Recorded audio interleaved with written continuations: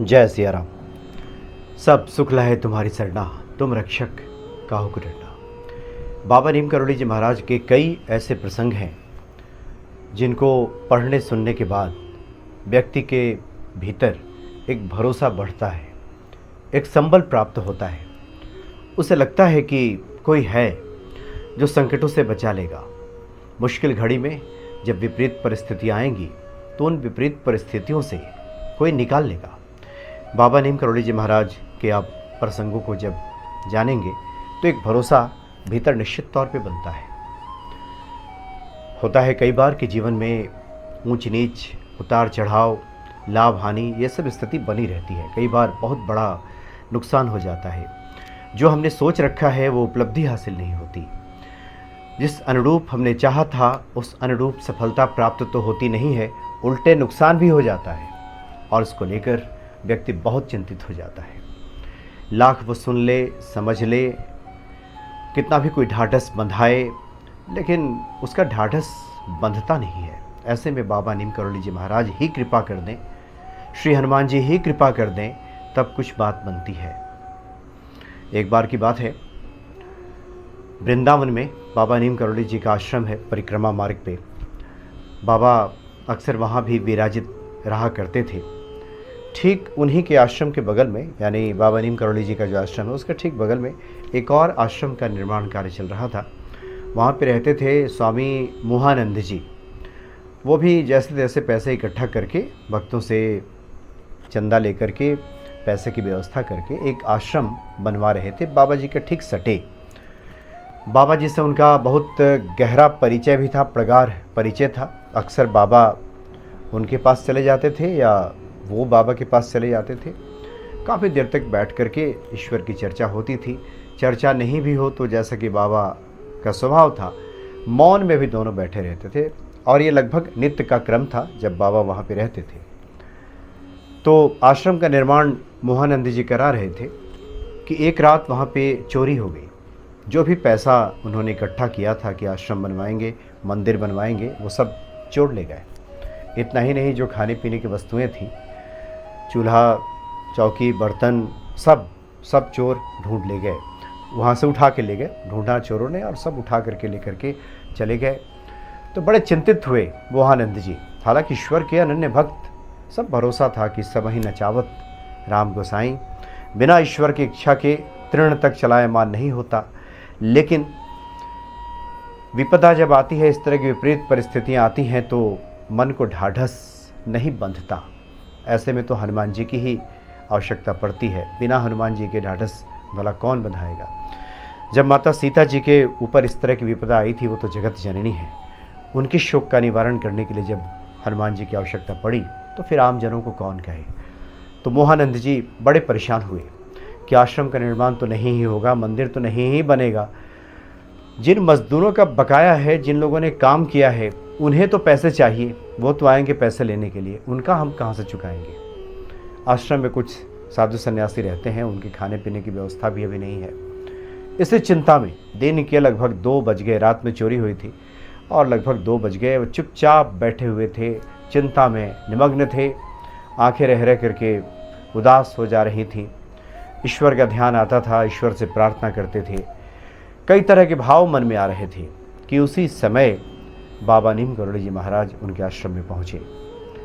बाबा ने हालचाल पूछा, दोनों में संवाद हुआ। बाबा तो जानते ही थे कि इनके यहाँ चोरी हुई है, चूँकि काफ़ी चर्चा हो गई थी उस पूरे इलाके में कि मोहानंद जी के आश्रम में चोरी हुई है। बाबा पहले से अवगत थे कि इनके यहाँ चोरी हुई है। तो गए, बाबा बैठे।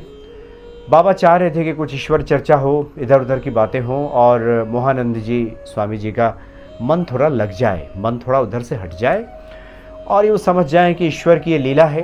ईश्वर चाहे तो क्षण भर में सब पूर्ति कर सकते हैं और उन्हीं की ये लीला है, इस बात को समझ जाएं। लेकिन मोहानंद जी की चिंता जा नहीं रही थी, क्योंकि व्यक्ति की जो परेशानी जहाँ पे होती है, जब तक उसका निराकरण नहीं होता तब तक बातों से नहीं बनती बातें। बातें तो बातें हैं, लेकिन जहाँ पे पेच फंस गया है, जहाँ पे दिक्कत आ गई है, उसका निराकरण जब तक नहीं होगा तब तक तो कितना भी कोई ढाढ़स बंधा ले, बहुत मुश्किल स्थिति हो जाती है। आम जनों की कौन कहे, ये तो संत की बात है। तब भी ये स्थिति थी। बाबा ने देखा कि बात बन नहीं रही है और बाबा किसी संत को शोकाकुल देखें, ये तो असंभव है। बाबा जो स्वयं कहे जाते हैं कि वो अष्ट सिद्धि नौ निधि के दाता श्री हनुमान जी की प्रतिमूर्ति हैं, उन्हीं की सभी शक्तियाँ में विराजमान है। अष्ट सिद्धियाँ नौ निधियाँ हैं, तो फिर कमी किस बात की। और कुछ रुपए पैसे की खातिर जो चोरी चली गई हैं, उसके लिए संत इतने दुखी हैं, तो बाबा भला इस दुख को कैसे देख सकते थे। बाबा ने अचानक स्वामी मोहानंद जी से कहा कि महाराज जी, आप क्यों चिंतित हो रहे हैं, आप तकिया अपना उठाइए, सब पैसे तो वहीं पड़े हुए हैं। बड़ा आश्चर्य हुआ उनको, स्वामी मोहानंद जी को, लेकिन बाबा की महिमा से परिचित भी थे। सहर्ष उन्होंने तकिया हटाया, उम्मीद के साथ कि बाबा का कहा सत्य ही हो, और बाबा का कहा सत्य ही हुआ।